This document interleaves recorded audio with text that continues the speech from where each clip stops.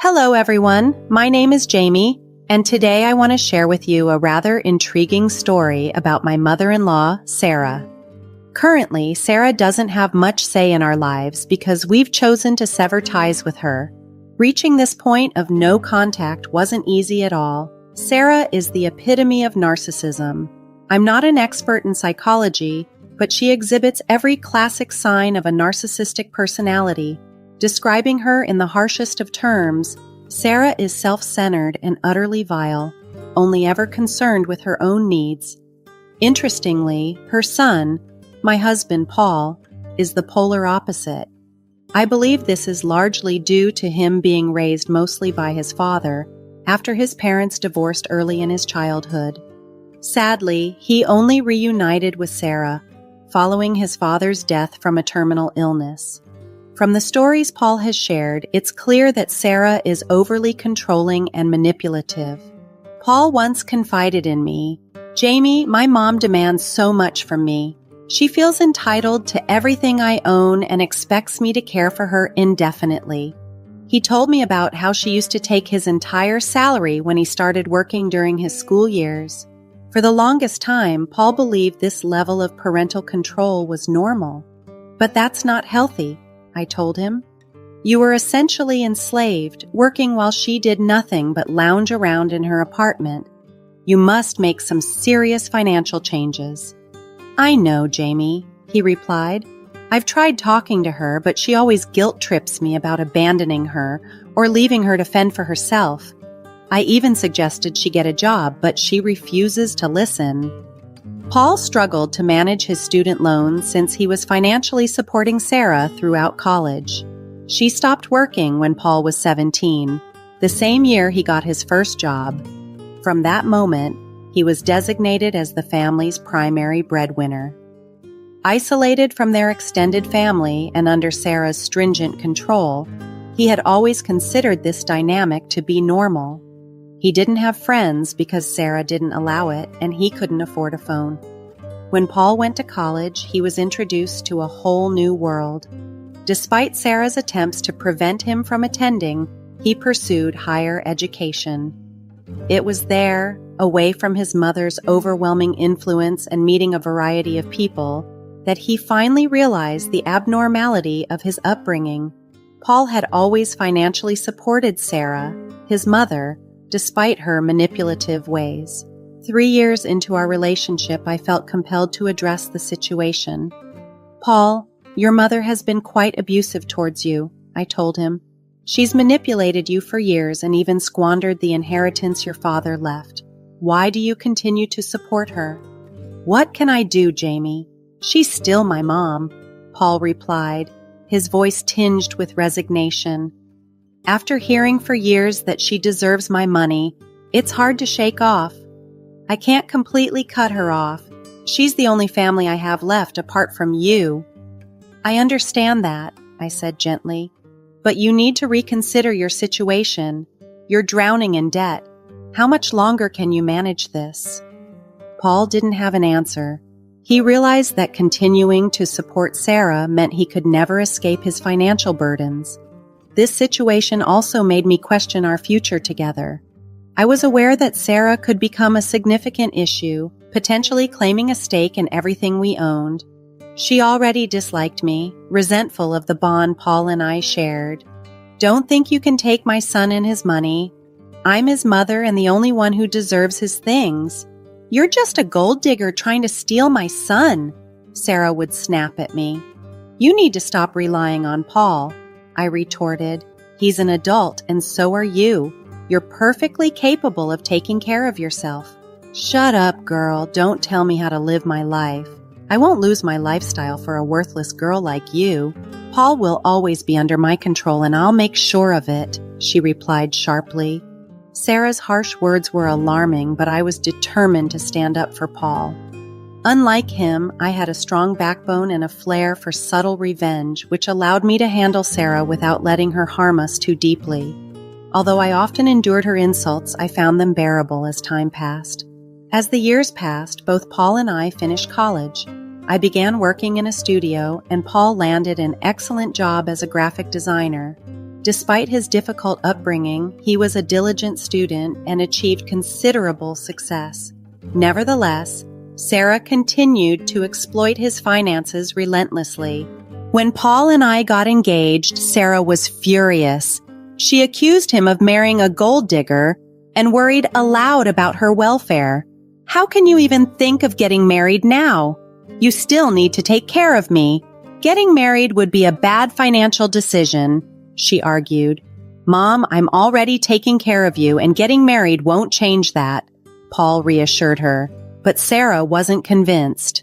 "But your wife will take all your money. You'll have nothing left for me. She doesn't earn much, and her mother is no help either.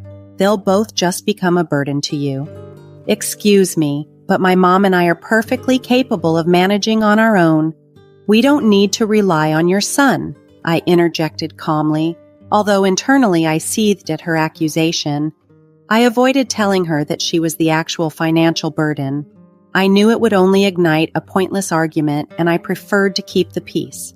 Sarah interpreted my silence as an opportunity to further insult me and my family.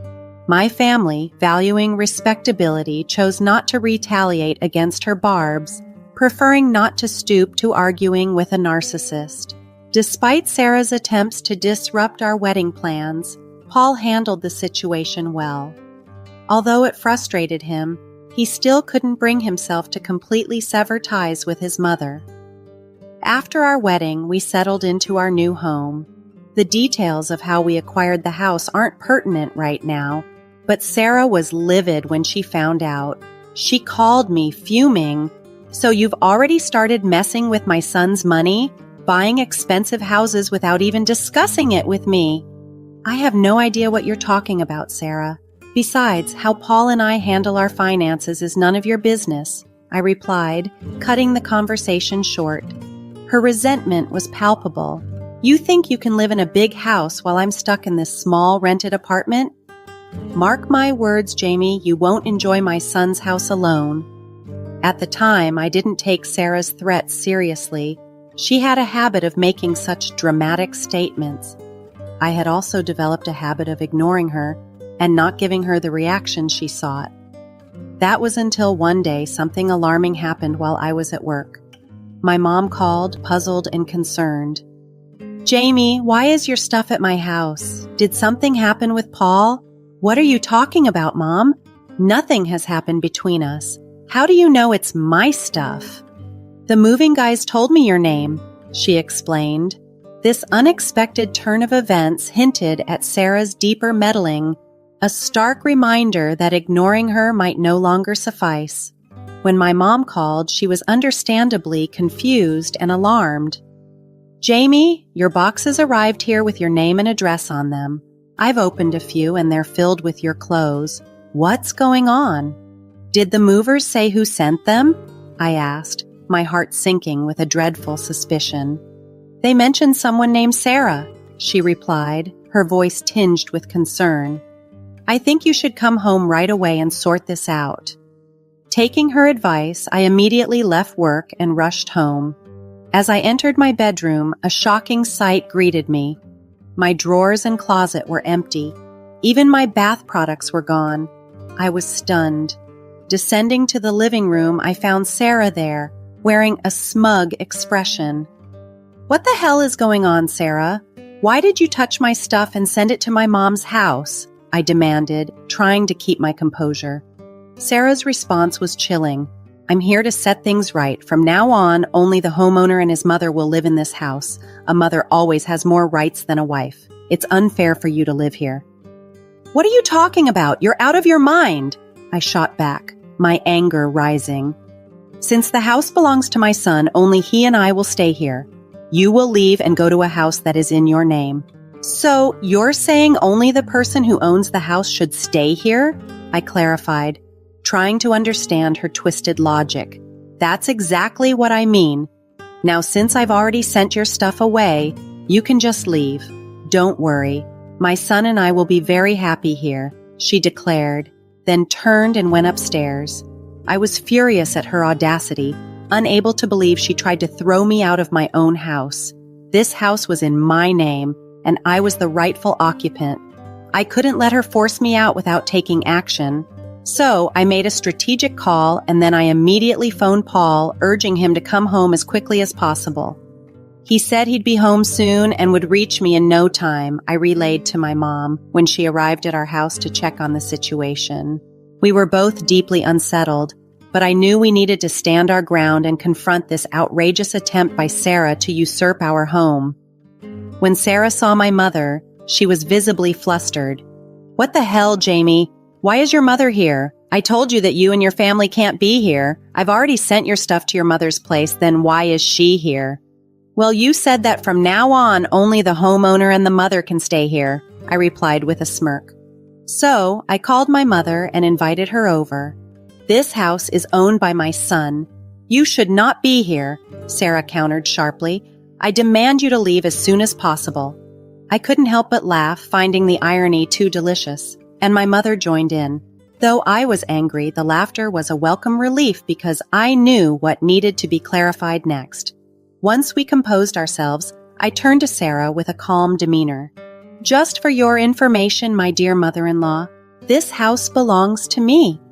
I began my tone even but firm. "Yes, this house is in my name. It was part of my inheritance from my grandfather, who passed away recently." "You can't be telling the truth. I don't believe you. This house cannot be yours." "I know my son got this house for you." Sarah spluttered, disbelief etched across her face. "Just wait till he comes home and shows you your place. I will not tolerate you keeping me away from the house." Sarah's confusion was met with a blunt correction from my mother. "She's telling the truth, Sarah. You have some messed up logic about deserving your son's things. Even if the house is Jaimie's, you shouldn't be so entitled. Jaimie is Paul's wife and is equally entitled to his assets." "I don't take advice from freeloaders, Rebecca," Sarah snapped back. "I would suggest you keep your mouth shut. As for Paul, I will stay with him and make sure he divorces Jaimie soon." Just a few minutes later, Paul walked through the front door, clearly bewildered by the sight of his mother standing in the middle of our living room, and even more puzzled to see my mother, whom I hadn't told him I'd invited over. "Hey guys, what's going on here?" he asked as he entered. "Jaimie, you told me to come home soon. Has something happened?" "Something has happened, Paul. Your overbearing wife and her mother are trying to take over your house. I have come here to save you from this monstrous family," Sarah declared dramatically. Paul, taken aback, responded firmly, "Mom, what the hell is going on? Why would you disrespect my wife and her mother? They are standing right here." He then turned to me, giving me the floor to explain. "Let me tell you what happened," I began, ready to unveil the entire absurd scenario Sarah had orchestrated. Paul stood in the middle of our living room, utterly stunned as he processed what I had just explained. "Oh my God, are you serious? Mom, did you pack up Jaimie's belongings and send them to her mom's house? Did you come into our home and move our things? Who gave you the right to do that?" "I'm just trying to help you, Paul," Sarah protested with feigned innocence. "You need to reconsider your marriage. I've been telling you not to tolerate her freeloading behavior. Trust me, I can find you a better wife." "Mom, I've told you so many times not to interfere in my marriage. Why are you still doing this?" Paul's voice was firm, his frustration clear. Sarah retorted, her tone escalating. "I'm standing up for you, Paul. Your wife will drain your finances if you don't end this. That's why I moved into your house. I'm going to stay with you." "You need to stop saying it's his house," I interjected firmly. "Sarah, I've already told you, this house is mine. If any mother is staying, it will be mine." Paul looked exasperated as Sarah continued her tirade. "Look at what your witch wife is saying. I told you she's a gold digger. She's already claiming that this house is hers." "Mom, stop insulting Jaimie. This is ridiculous," Paul snapped, his patience worn thin. "She's right. The house belongs to Jaimie. It was part of her inheritance after her grandfather passed away." Sarah's face turned ashen as the truth finally seemed to dawn on her.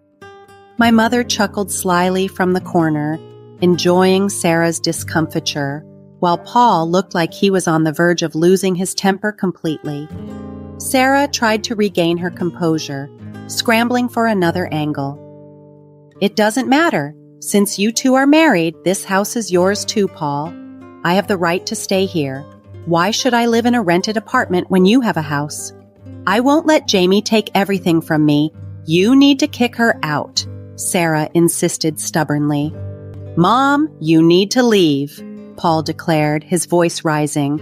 "I've had enough of you meddling in my marriage. No matter how much you dislike Jaimie, I am not leaving her. I've always made that abundantly clear. You've gone too far with your antics. There is no way you are staying here. Your wife is blackmailing you with the house, Paul? You can't stay with her. Trust me, it will be so much better if you divorce her. I will find you a new wife." Sarah tried to manipulate further. The situation spiraled into chaos. Paul began to shout at Sarah, his anger boiling over. I was equally furious, and my voice joined the tumult as Sarah tried to defend her indefensible actions. The tension was palpable, and it was clear that something had to give in this confrontation. When I had finally had enough, I took decisive action and kicked Sarah out. She looked desperately at Paul for support, but he couldn't even bring himself to meet her eyes. I went to the guest room, grabbed her suitcases, and threw them out the door alongside her. Sarah spent a solid hour weeping on our doorstep until I warned her that I would call the police if she didn't leave. Eventually, she got up and left. Inside, Paul was overwhelmed with guilt and began to apologize profusely. My mom discreetly went into the kitchen to give us some privacy. "Jaimie, I'm so sorry. I should have cut ties with my mom a long time ago. All these years she kept attacking you, and I still allowed her in our lives. I thought she might change and accept you as my wife, but it's clear now she never will," he lamented. "Paul, I understand she's your mom and you felt a duty to take care of her, but her behavior has been unbearable. She tried to kick me out of my own home," I responded, my voice firm yet weary. "I know, Jaimie, and I can't believe she went that far. But don't worry, she won't get away with this. I'm going to stop supporting her financially. She doesn't deserve my kindness after what she's done. You won't have to deal with her again," Paul promised, his tone resolute. We spent a long time discussing our boundaries and expectations moving forward, reaching a solid understanding that brought me considerable relief. To lighten the mood, my mom stayed for lunch, and we ordered some delicious meals through DoorDash. Despite the morning's upheaval, the day turned out fairly well, except for my belongings being displaced. It was satisfying, in a way, to finally show Sarah that her behavior was unacceptable. My mother had spoken to the moving company when they arrived at her place and explained the situation. They agreed to return my belongings, though it would take some time. In the meantime, Sarah didn't cease her attempts to stir trouble. She bombarded Paul with calls and sent me a flurry of texts, accusing me of controlling him and forcing him to cut her off. I showed all her messages to Paul, who was livid and found himself in several heated exchanges with his mother over the following days. It felt like we were trapped in an endless cycle. That cycle finally broke when we decided it was time to take legal action. We reported Sarah to the police, pressing charges of trespassing, theft, and harassment. The police were quite taken aback by the extent of her actions and took our complaint seriously. Sarah might not have been violent, but her actions were far from rational. After the incident, we informed her that we had filed a police report and our lawyers began the process of obtaining a restraining order. However, this didn't deter her. She showed up at our house furious and unapologetic. "How dare you file a police report against me? I'm your mother and I deserve respect. Paul, you can't do this to me," she screamed at us. "I'm done being quiet every time you overstep. What you did was a criminal offense. I don't care what the law says. I'm entitled to be in this house. You've even stopped paying me money. I have nowhere to go. You know I ended my lease to live here. I demand you let me in and remove the police report." "That will never happen, Mom. Besides, you don't deserve my money after trying to destroy my marriage," Paul replied firmly. I added, "Sarah, you need to stop shouting at our door. We've decided that only the homeowner and her mother will stay here from now on. Since you are neither, you need to leave." My words pushed Sarah over the edge, causing her to have a breakdown right on our doorstep. The neighbors started to peek out of their homes, drawn by the commotion. It was quite embarrassing. At one point, a neighbor approached our front door to ask if he should call the police. When Sarah lunged at him and shouted, he didn't hesitate to dial 911 and let them listen to what Sarah was saying. My mother-in-law continued her tirade until the police arrived and arrested her. This unfortunate spectacle provided us with the necessary evidence to secure a restraining order. Given that Sarah had also been harassing my mother, Paul suggested a surprising solution. "Jaimie, I think we should let your mom stay with us for a while," he proposed. "Sarah knows her address and won't stop harassing her. She's becoming increasingly unhinged, and I'm worried she might escalate her behavior. It would be safest if Rebecca stayed here." "Are you sure about this, Paul? I don't want you to feel uncomfortable with her living here, and I don't think Mom would want to impose," I responded, concerned about how the dynamics might affect him. Paul assured me, "I feel bad for Rebecca, and it's the right thing to do. I don't mind at all. It's better for everyone's peace of mind if she stays with us for now." Paul reassured me, saying, "I know Rebecca is a reasonable person, Jaimie. I'd have no problem with her staying here. She's very respectful of our boundaries. Besides, only the homeowner and her mother can stay here, right?" That joke between us brought out a hearty laugh, lightening the mood despite the circumstances. I could see that Paul was still struggling with the fallout from his mother's actions, but he was earnestly trying to distance himself from Sarah's toxic influence.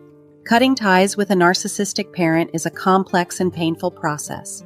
We've been discussing therapy for Paul to help him navigate these emotional waters. He's open to the idea but needs some time to organize his thoughts. Understanding his mental state, I'm doing my best to support him. Meanwhile, Sarah, cut off from directly contacting us, has been trying to appeal to my mom, Rebecca, to garner sympathy. She laments about how unfairly she's been treated, claiming she has nowhere to go and is now living in her car. Over the years, Sarah has alienated so many people that no one is willing to take her in. Paul remains firm in his decision not to support her financially anymore, forcing Sarah to face the reality of finding a job, an idea that terrifies her, especially with several police reports and an arrest on her record. We've reached a point where we are indifferent to her plight. I can candidly say that I am relieved to see Sarah facing the consequences of her actions. This tough love is long overdue, and while it's harsh, it's necessary for our peace and to finally bring some sanity back into our lives.